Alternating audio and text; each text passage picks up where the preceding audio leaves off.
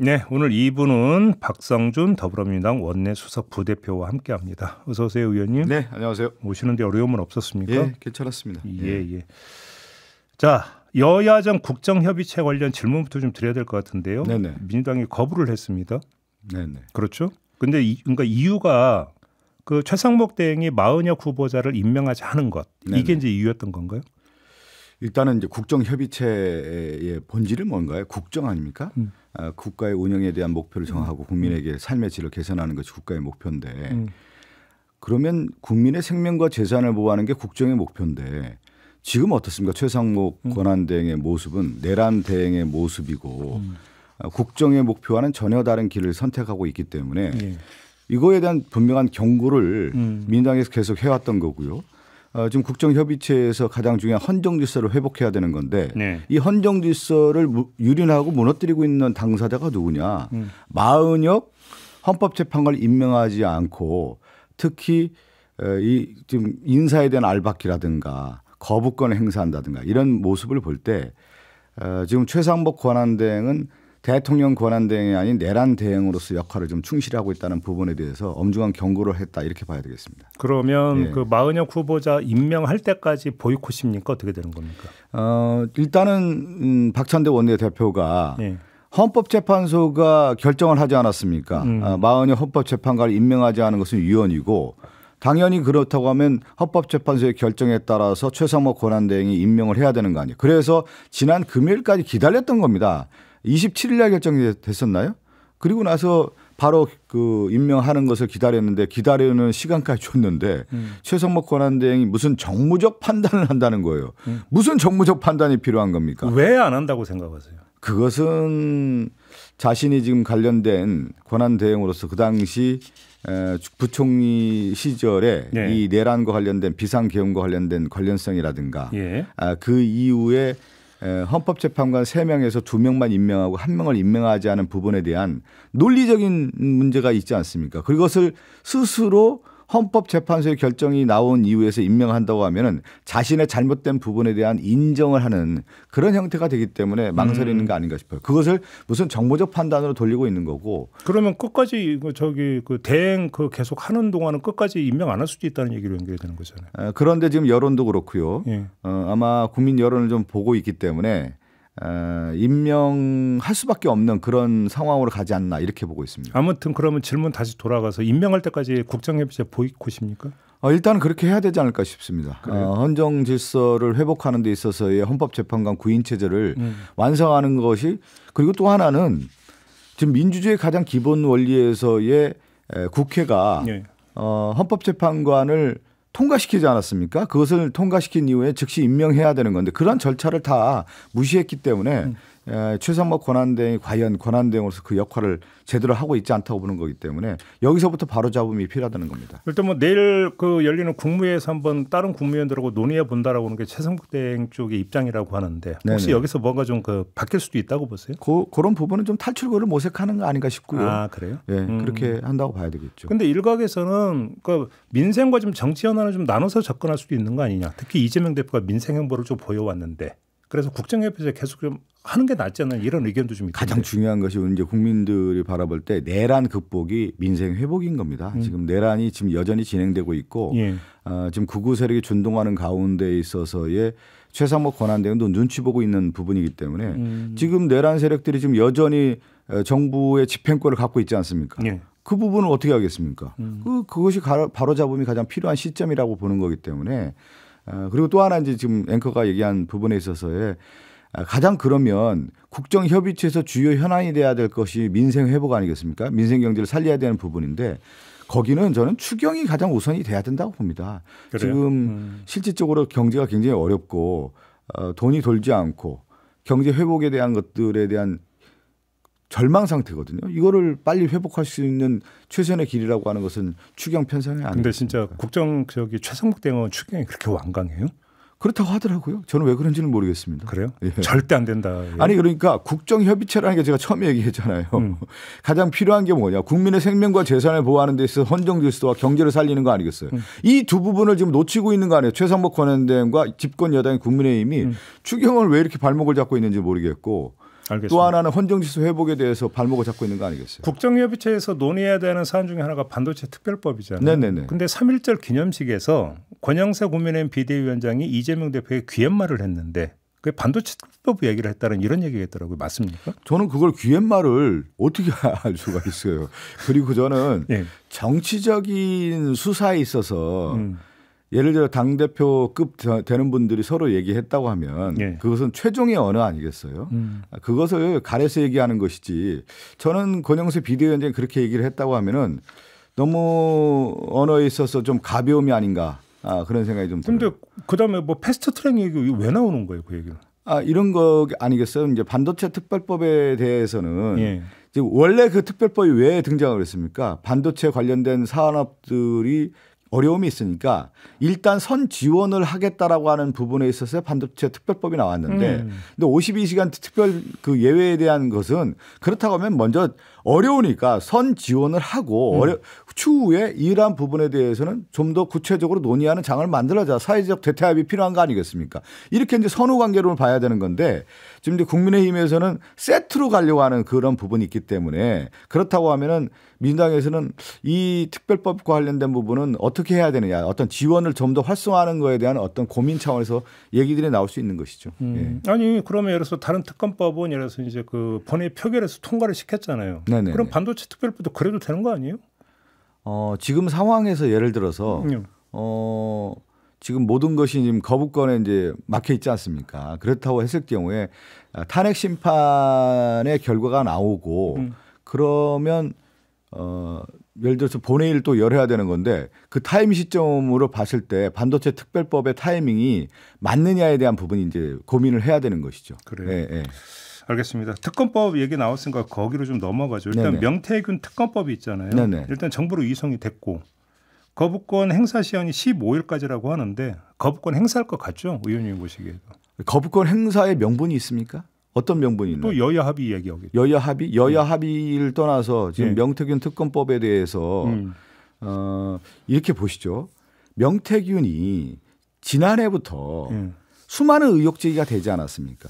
그래서 그것이 팩트 체크를 해봤더니 거의 사실로 지금 다 드러나고 있는 거 아니에요. 그런데 검찰에서 수사를 무마시켰고 덮었던 겁니다. 그래서 민주당의 원내에서 야, 이 명태균 특검법은 반드시 필요하다. 검찰 수사가 이렇게 덮여 있는 상황에서 발의를 하니까 창원지검에서 그동안 덮어놨던 수사를 중앙지검으로 넘겼어요. 네. 중앙지검에서 지금 수사를 제대로 하고 있나요?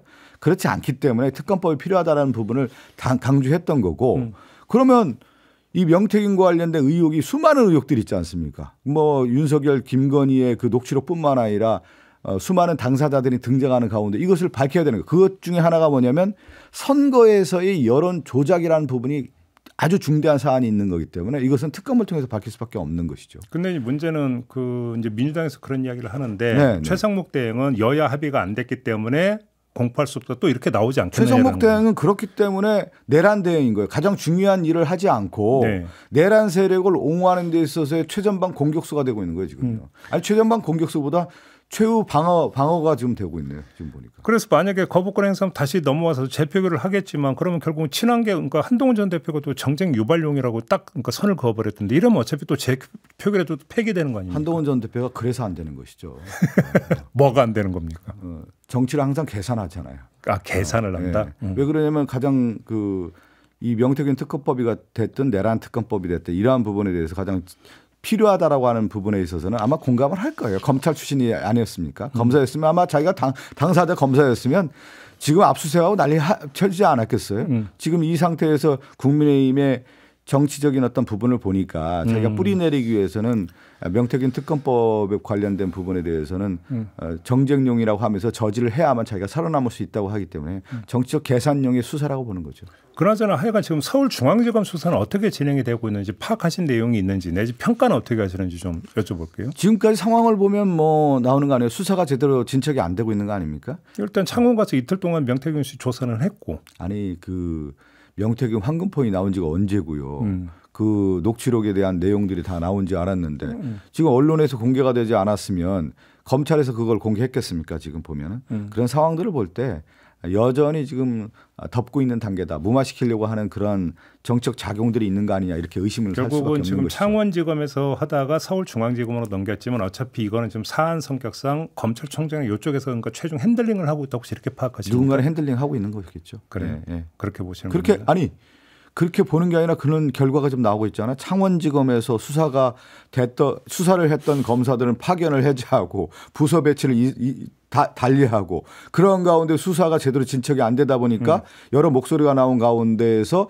특검법을 발의하니까 이게 혹시 나중에 책임질 수 있는 여지가 있는 두려움에 따라서 중앙지검으로 가서 중앙지검도 지금 제대로 핸들링하고 있는 거 아니겠어요? 그러면 결국은 핸들링을 한다면 창원지검이냐 중앙지검이냐는 전혀 중요한 문제가 아니다. 예. 이런 말씀이시고. 검찰의 생각이 거기서 드러나는 거 아닌가 보고 있습니다. 그래요. 예. 자, 명태균 특검법 말고 장경태 의원이 김건희 특검 이걸 상설특검법으로 재발의했고 네네네. 그다음에 야 6당이 공동으로 최상병 특검법을 또 발의를 했습니다. 이건 어떻게 처리할 계획이세요? 이거는 이제 장경태 의원은 이제 개인 의원 발의고요. 당하고 상의 없었습니까? 아니, 당하고 상의하는 것보다 이제 우리도 김건희 특검법을 필요하다라고 생각하고 원내에서는 이제 준비를 하고 있는 상태였는데 어떻게 할 건가. 내일 다시 일반 특검으로 갈 거냐 상설 특검으로 갈 거냐에 대한 고민이 있었는데 네. 장경태 의원이 이제 상설 특검으로 이제 발의한 상태이기 때문에 좀 지켜봐야 될 것 같고요. 네. 최혜병 특검법은 일반 특검법으로 했습니다. 이거는 권력기관에 의해서 이 죽음에 대한 부분을 덮고 오히려 억울한 자를 만들어냈던 모든 분들이 다 알고 있는 사실 아닙니까? 그래서 군사법원에서 무죄 판결 나왔죠. 박정훈 대령은 이제 무죄 판결이 나왔기 때문에 이것은 특검을 통해서 이제 규명을 해야 되는 거고요. 예. 그 시점은 저희가 좀 적절한 타이밍을 좀 보고 있습니다. 아직 그건 계획표는 나온 건 아니고요. 계획표는 나와 있습니다. 어느 정도는. 나와 있습니까? 그래요. 결국은 근데 이런 것들의 모든 거 처리에 있어서 방향을 규정해 들어가는 가장 핵심 요인은 역시 그 헌재 심판 결정일 것 같은데. 그렇죠. 예. 언제쯤으로 예상을 하세요? 지금 봐서는 이제 언론에서 다 나오고 그동안에 이제 탄핵 심판의 결과를 언제 했느냐에 볼 때 11일, 14일 이렇게 기준을 하고 있지 않습니까? 그렇죠. 그 기준을 벗어나지 않는다고 보기 때문에 3월 6일부터 13일 안에는 3월 6일부터 3월 13일 안에는 결정 날 거라고 보고 있습니다. 만장일치로 나올 거라고 보십니까? 그렇게 되지 않겠습니까? 만약에 아니 12월 3일 날 내란의 밤을 모든 사람들이 봐왔고 탄핵 심판 과정에서 윤석열의 그 거짓말을 다 확인한 사람들이 온 국민인데 어떻게 그 탄핵 심판에 있는 헌법재판관들이 이걸 만장일치를 안 할 수가 있겠습니까? 소수 의견이 나올 여지가 없다. 이렇게 소수 의견의 여지가 어디 있겠습니까? 그러면 지금 의원님께서는 그런 파면 결정, 만장일치 파면 결정 말고는 다른 게 있을 수가 없다라는 말씀이신데. 그렇죠. 예. 그런데 문제는 자 그러면 네. 윤석열 대통령 극렬 지지자들이나 국민의힘에서 어떻게 나올 거라고 전망을 하세요? 저는 국민의힘은 헌법재판 결과를 다 수용할 수밖에 없다고 봅니다. 결국은 그럼 윤석열 대통령 손절로 갈 거라고 보십니까? 손절해야 되겠죠. 이미 손절로 들어가는 거 아니겠습니까? 내부적으로는. 그렇게 보세요. 예. 이미 내부적으로는 손절 들어가는 거고. 근데 지금 이제 이렇게 봐야 되죠. 국민의힘은 이 탄핵 심판 과정에서의 극우의 힘에 포획이 돼서 그 당내 정치도 이용이 되는 것이죠. 실제 이제 당권 주자라든가 대권 주자들이 극우를 지향하는 사람들이 국민의힘의 내부에 극렬한 지지자들 아니겠습니까? 이 지지자들의 포획돼서 그들에 맞는 정치적 수사를 해왔던 거고 자신의 정치적 입지의 계산과 맞물려 있었기 때문에 지금까지 이렇게 행위로 해왔는데 파면 결정이 난 이후에는 그 주장들이 일시에 그것이 잘못됐다라는 것을 만천하에 선고하는 거 아니겠습니까? 공고하는 거 아니겠습니까? 그럼 국민의힘 말고 거리에서는 어떤 양상이 거리에서는 좀 어느 정도는 나올 수밖에 없는 거겠죠. 그걸 어떻게 정리를 할 수 있을까요? 정리라기보다는 일단은 대통령 선거가 진행되는 거 아니겠어요? 네네. 대중집회가 어려운 거 아니겠습니까? 대중집회가 어려운 거 아니겠어요? 대중집회를 당연히 그 국민의힘의 극우를 지지하는 사람들이 광화문에 일단 나올 수가 없어요.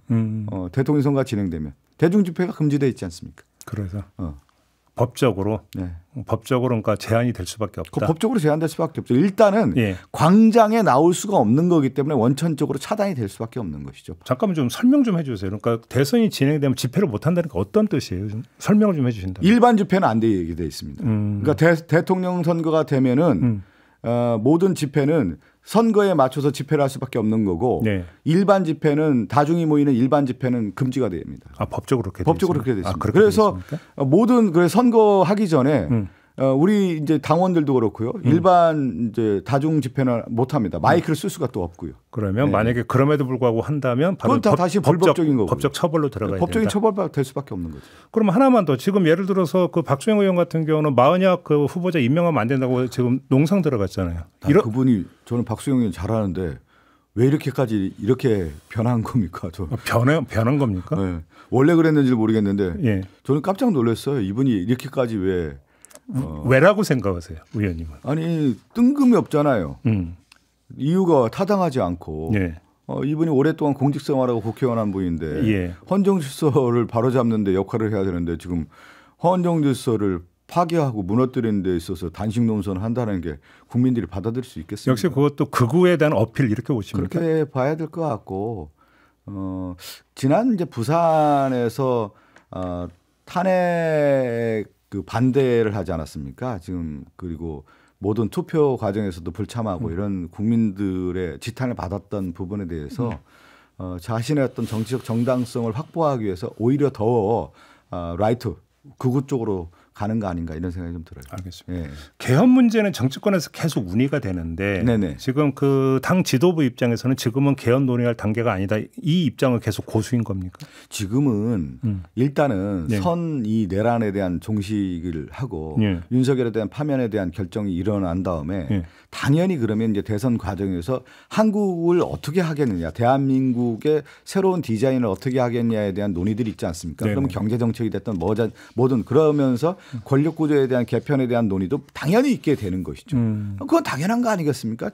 지금의 논의 단계는 아직은 아닌 것 같습니다. 많은 분들이 논의하시고 대선 진행하는 과정에서의 그런 대선 공약들을 좀 보고 서로 대선 후보들이 경쟁을 하면서 그러면 대한민국에 대한 권력 구조뿐만 아니라 헌법 체계를 어떻게 하겠냐에 대한 것은 당연히 논의가 되지 않겠습니까? 그러면 결국은 개헌 공론화, 네네. 그다음에 개헌안 도출은 조기 대선이 치러진다고 하면 새 정부 출범 이후가 된다는 얘기가 되는 거예요. 이제 대선 과정에 당연히 이제 이뤄질 수가 밖에 없죠. 지금 이제 뭐 김영표 의원님도 잘 아시겠지만 지금 당장 개헌을 할 수는 없는 거 아니겠습니까? 그러면 이 대선 과정에서 개헌에 대한 논의를 충분히 하고 새 정부 출범 이후에 어느 정도 시점에서 개헌에 대한 논의가 있겠죠. 그런데 뭐 지금 개헌 주장하는 사람들은 차기 정부는 3년만 하고 끝내자. 그러니까 바로 개헌하자 이렇게 주장하는 거잖아요. 그것이 타당하겠습니까 지금? 알겠습니다. 그분들이 지금 대선 주자 나오는 분들이 그런 얘기하는 거 보면 얼마나 자신들이 불리하면 그런 극약 처방을 내면서 그렇게 얘기를 하겠어요. 알겠습니다. 자, 오늘 말씀 여기까지 들을게요. 고맙습니다, 의원님. 알겠습니다. 박성준 감사합니다. 더불어민주당 원내수석 부대표였습니다.